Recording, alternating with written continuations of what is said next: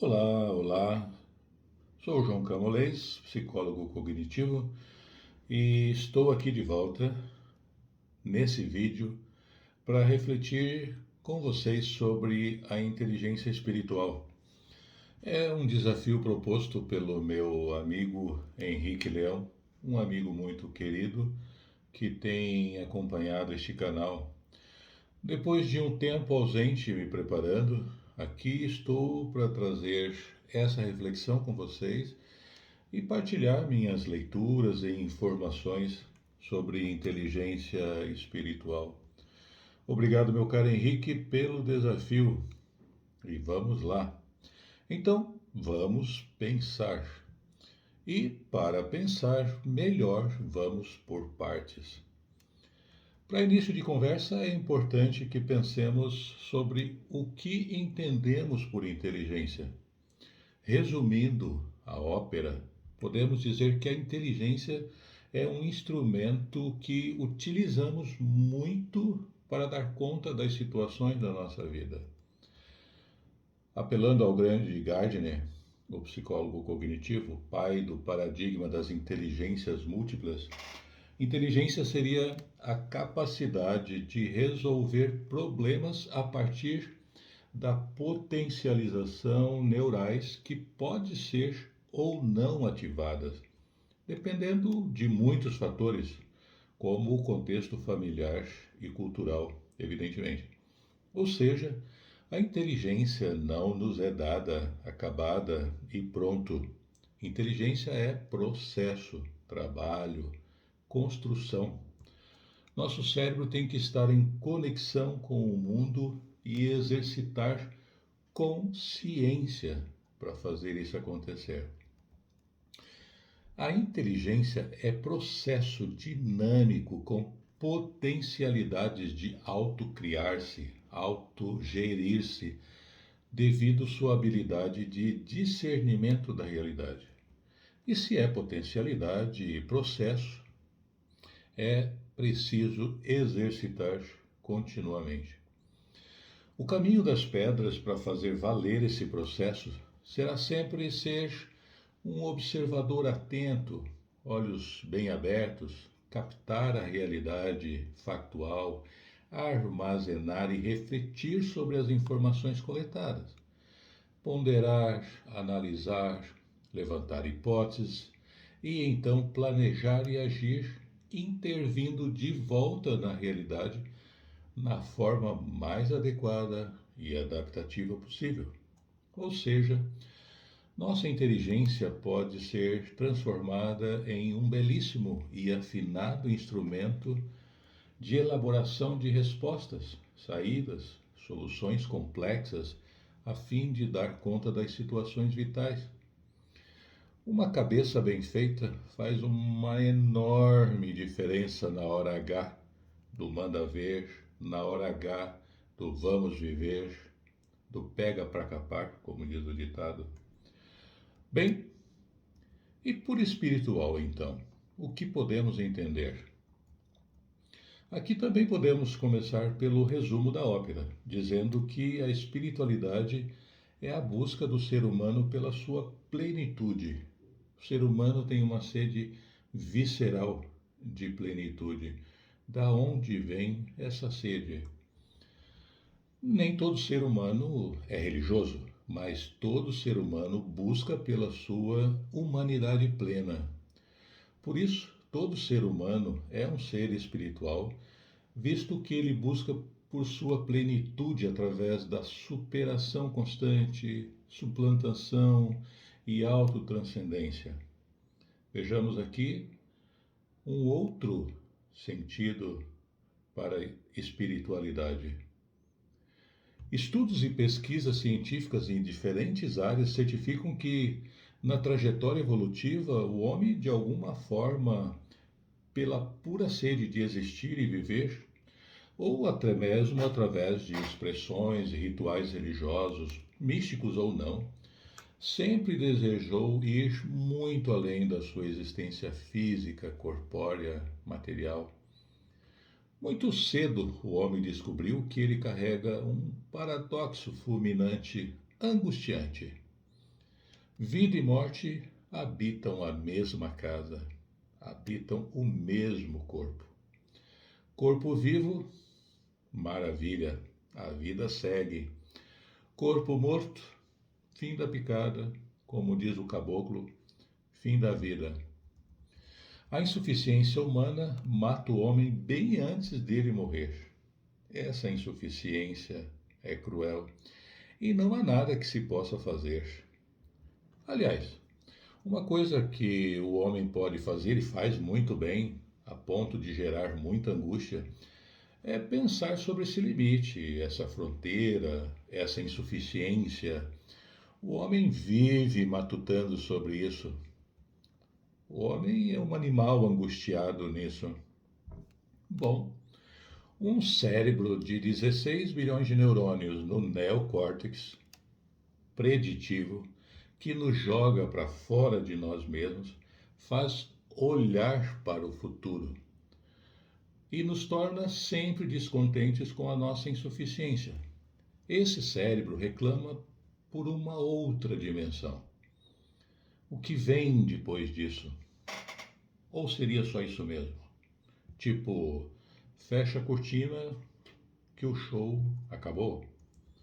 Em algum momento do seu itinerário evolutivo, o homem se deu conta de que havia um sopro no ar que lhe percorria o próprio corpo e o corpo dos demais animais, dando vida a todos. Um sopro, então, considerado mágico que gerava vida, e nós temos isso na tradução literária milenar. Um sopro vital. Corpos vivos com sopro. Corpos mortos sem sinal nenhum de sopro. E um detalhe fundamental: o homem não tinha controle nenhum sobre esse sopro. Uma vez morto, perdia-se o sopro. E então, provavelmente, pipocou uma pergunta que não queria se calar na cabeça dos nossos antepassados, os primórdios. Que vento é esse que sai de dentro da gente e dos outros animais que mantém nosso corpo vivo? E assim nascia então o espírito. Afinal, espírito é só um termo mais clássico para nomear vento, sopro, respiração, o fôlego da vida. Além do imaginário, inferências e descobertas científicas produzidas até aqui sobre o Homo sapiens e os nossos antepassados, podemos imaginar o quanto foi difícil para os cérebros hominídeos curiosos da época ficarem satisfeitos apenas com os pés fincados na lama, espinhos e pedras, fugindo dos predadores, inclusive, sem olhar para cima em busca do desconhecido, do algo mais. Talvez o astrofísico Neil deGrasse Tyson tenha nos dado as palavras senha ao dizer que o fato de estarmos nesse universo não é a questão mais importante ou intrigante, mas sim o fato do universo estar dentro de nós, estar em nós. Ou seja, temos os elementos vitais do cosmos dentro de nós. Isso gera uma conectividade que nos sintoniza, integra, que nos faz participar de algo muito grandioso. Um algo, um vento, um sopro vital que nos faz olhar para muito além de nós. Esse negócio é divinamente grandioso. E o homem nunca mais parou de olhar, observar os céus e horizontes, buscando por coisas sondáveis e insondáveis. Olhamos tanto para nós e além de nós mesmos. Olhamos tanto, tanto, tanto, que já estamos vendo as maravilhas do corpo e dos cérebros humanos, universos, buracos negros, matéria escura, energia escura. Já sonhamos com possibilidades de multiversos e, consequentemente, também passamos a nos ver de forma diferente. Os paradigmas vão se transformando, mudando. Nossa postura de Homo sapiens, observadores, pensadores e feitores, nos tem levado a grandes descobertas, achados maravilhosos. Coisas horríveis e monstruosas também temos feito todos os dias, e como, tanto local quanto globalmente, espalhamos a ordem e o caos por onde passamos. Isso nos faz ampliar, mudar nosso jeito de ver, de estar no mundo, mudamos nossas cosmovisões, nossos paradigmas existenciais e, como humanos presentes nos cosmos, transcendemos, vamos muito além de nós mesmos em busca da plenitude. E aqui a inteligência encontra o espiritual. No ringue das coisas sondáveis e insondáveis entre os céus e a terra, o espírito encontra a inteligência. Bem, e o que podemos entender então por inteligência espiritual? Vamos lá. Para isso, começo com as palavras dos pesquisadores de inteligência espiritual, Marshall e Zohar, que dizem que a inteligência espiritual é a capacidade interna, inata, do cérebro e da psique humana, extraindo seus recursos mais profundos do âmago do próprio universo. É um instrumento desenvolvido ao longo de milhões de anos que habilita o cérebro a descobrir e aplicar sentido na solução dos problemas. É a inteligência da alma, com a qual nos curamos e com a qual nos tornamos seres verdadeiramente íntegros. Verdadeiramente íntegros, isso é muito importante. E trago para vocês também as palavras do doutor em filosofia e teologia, Francisco Torralba. Ele afirma que toda pessoa tem dentro de si a capacidade de buscar a integração de seu ser com uma realidade mais ampla que a sua e, ao mesmo tempo, disposições de capacidade para encontrar um caminho para tal integração. E, novamente, a palavra integração. Por isso, esse espanhol, filósofo e teólogo Torralba, diz que a inteligência espiritual é, em primeiro lugar, autotranscendência. Que seria autotranscendência? Saída de si mesmo, entrega, conectividade, fluidez, doação, abertura. Em segundo lugar, profundidade. Busca do desconhecido, busca pelo que é invisível aos olhos. Em terceiro lugar, dinamismo. Inteligência espiritual é dinamismo, busca da plenitude, profunda aspiração por uma visão global, holística da vida, da realidade.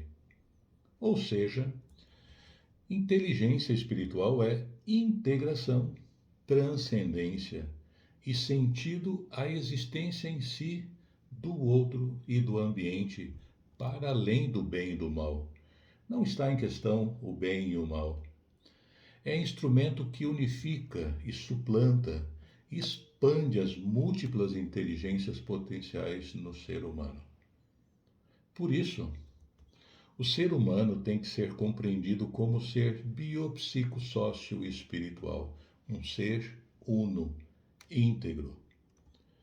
A inteligência espiritual, ela ativa o nosso cérebro e, consequentemente, o nosso corpo, transformando-o num todo pleno, focado, funcional, como se fosse uma grande orquestra produzindo uma grande obra que a tudo encanta e a ressonância percorre tanto localmente quanto globalmente expandido.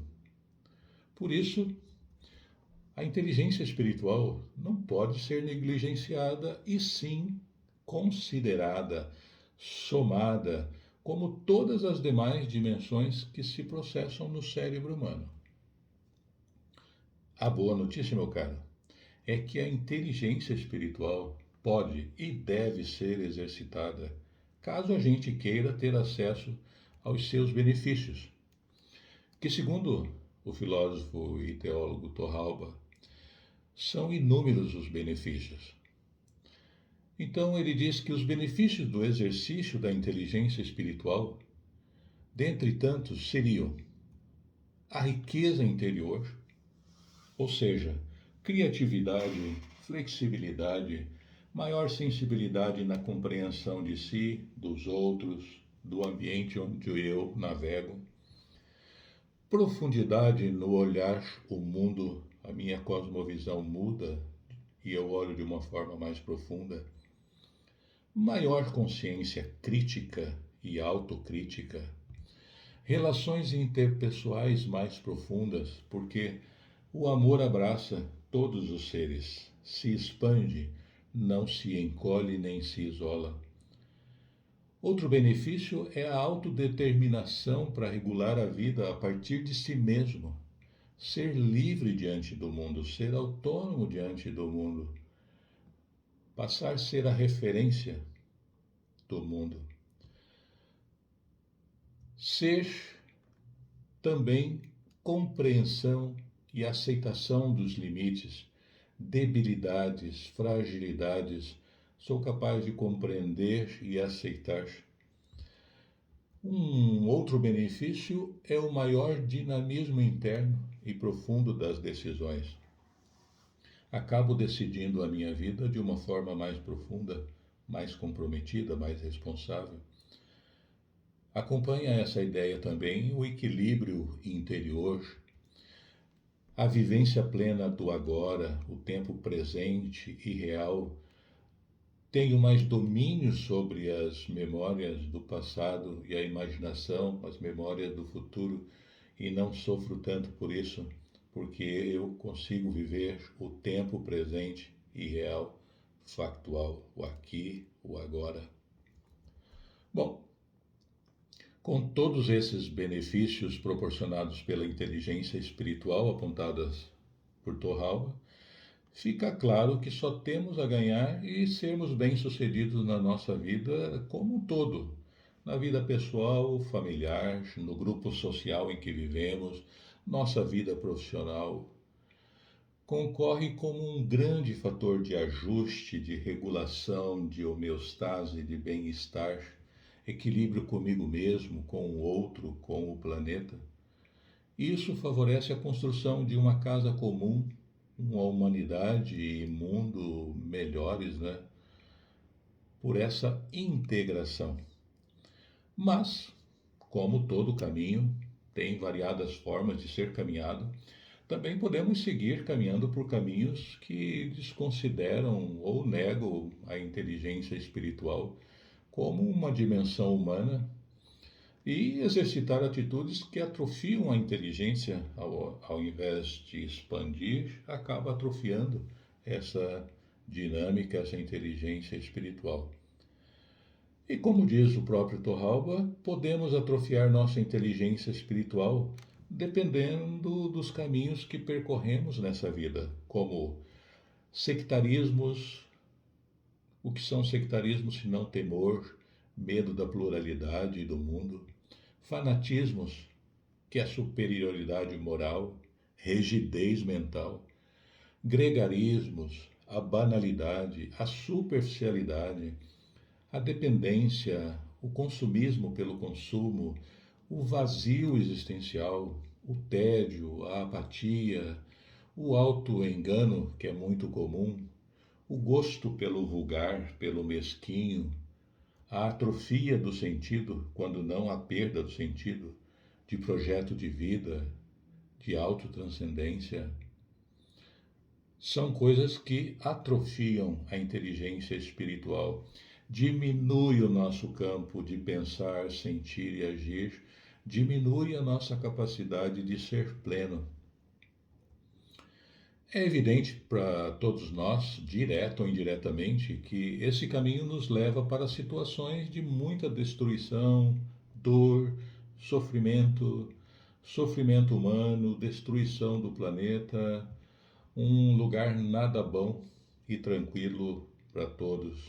Acabamos nos destruindo e destruindo a nossa casa, né? Bem, o tempo é curto e muitas coisas poderiam ser desvendadas, ditas aqui, mas procurei passar para vocês algumas informações básicas e como motivação para começar a pensar na diferença entre espiritual e religioso.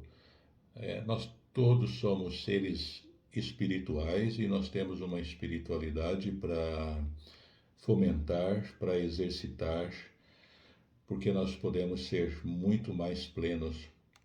Mas acredito que com essa reflexão fica o tira-gosto para aqueles que quiserem aprofundar o tema e ir à caça de vasta literatura que já existe sobre isso. Fica aqui o desafio de não fecharmos nossos olhos, nossa mente e coração para a inteligência espiritual. Afinal, a espiritualidade inicia-se no corpo e se expande ao outro, ao ambiente próximo, aos confins do universo. Como disse, o amor conecta todos os seres.